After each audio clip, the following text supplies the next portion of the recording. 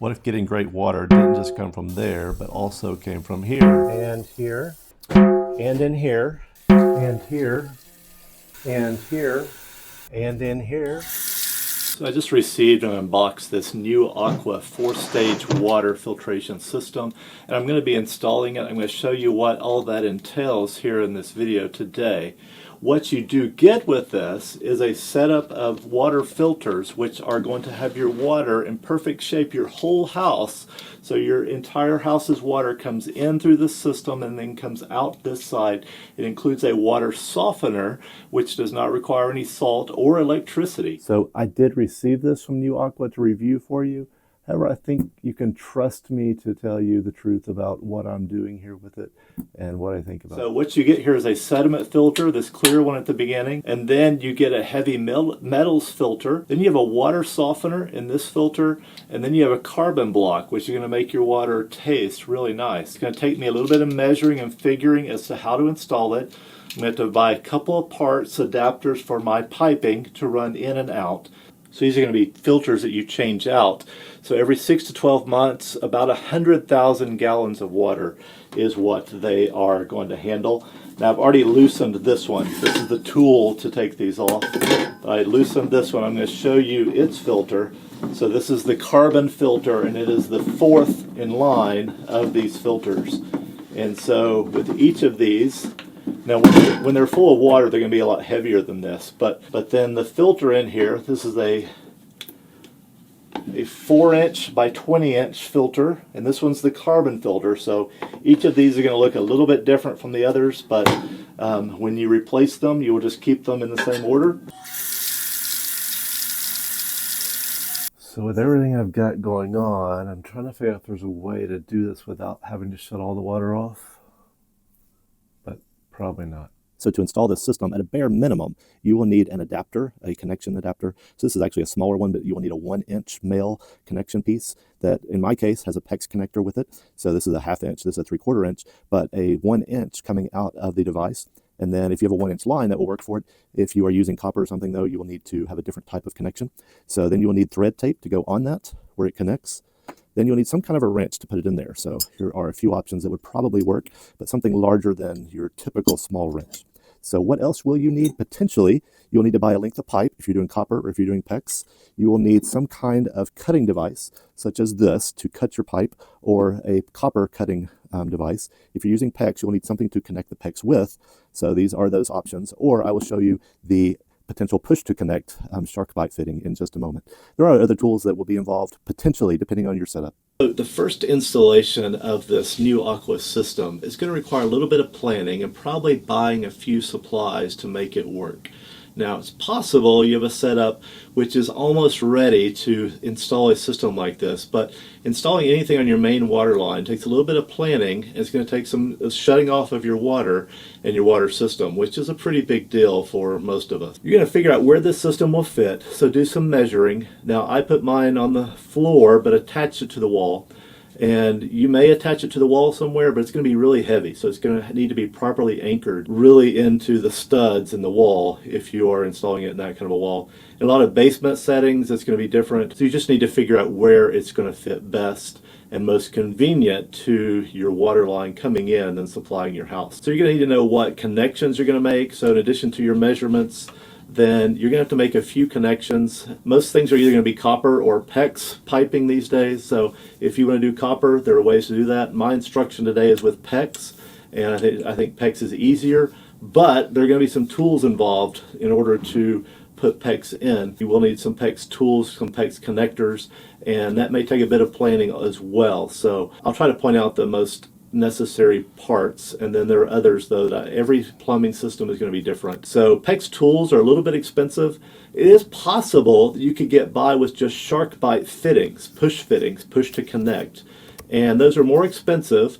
But if you could figure it out and not have to buy too many, it might be cheaper than buying the PEX tools to do the work with crimping and connecting PEX lines. So an option for you to look into. So install your connection hardware.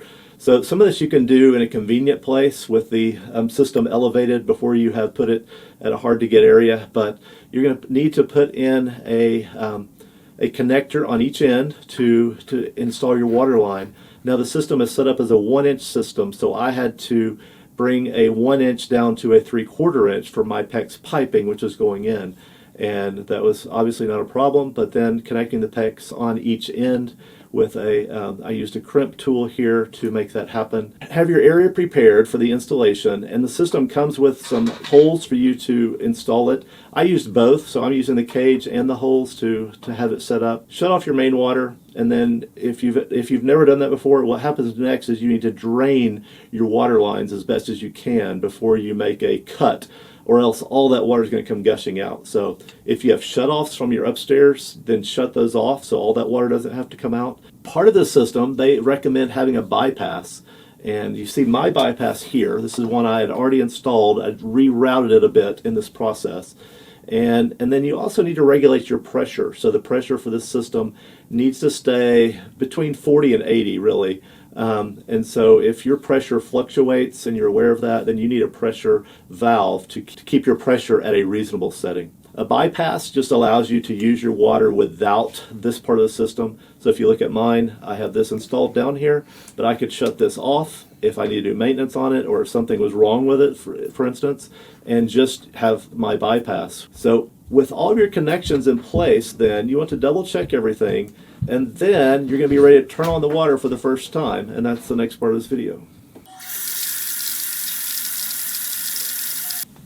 Okay, so I'm actually going to run water through it tonight. I need to go ahead and get it going. Everybody's going to be home from their sport practices and wanting to shower, so I'm just going to go ahead and open it up here slowly. When I do, these are going to start filling. As they do, I'm going to push the pressure release button here on each one as the water comes this way, just to let off some of the air and help there to be no air bubbles building in there. If you're doing this and air's coming out, then that's my understanding that there's still air in here. You want this to be full of water. And so once it's just water coming out the top, then I think we're clear.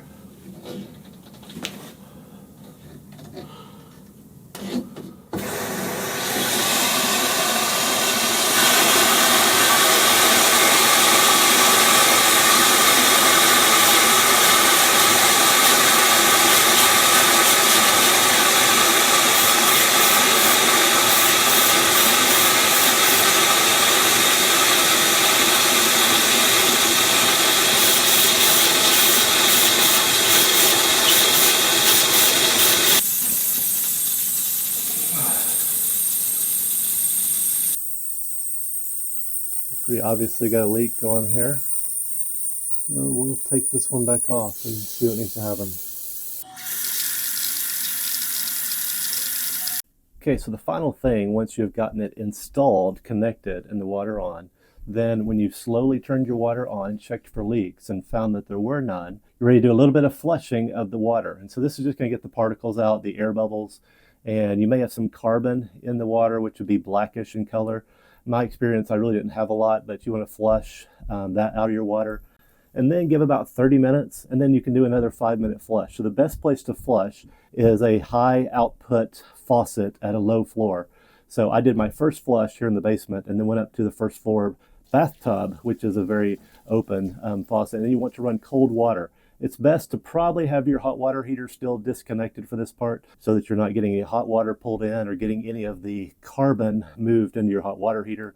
Not a big deal, but it just might take longer for it to get out of your system. If you're still seeing black in your water when you're drinking, then that's just carbon, but you want to go ahead and flush some more until that's out of the system. And you'll also notice, you may have caught some of this, but I got quite a bit of water on the floor doing this.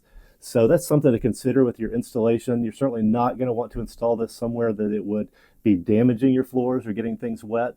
And in most houses, your main water line is going to come in a place where it would probably be okay to install it like this. So mine's in a basement. It's just a concrete floor. It dries well. I have a fan I put on it sometimes. But so you're going to get some wetness at your first installation, most likely, because when you cut your plumbing lines and redo things, I did have a little leak with mine. I had to reattach one side and make sure everything was tightly connected.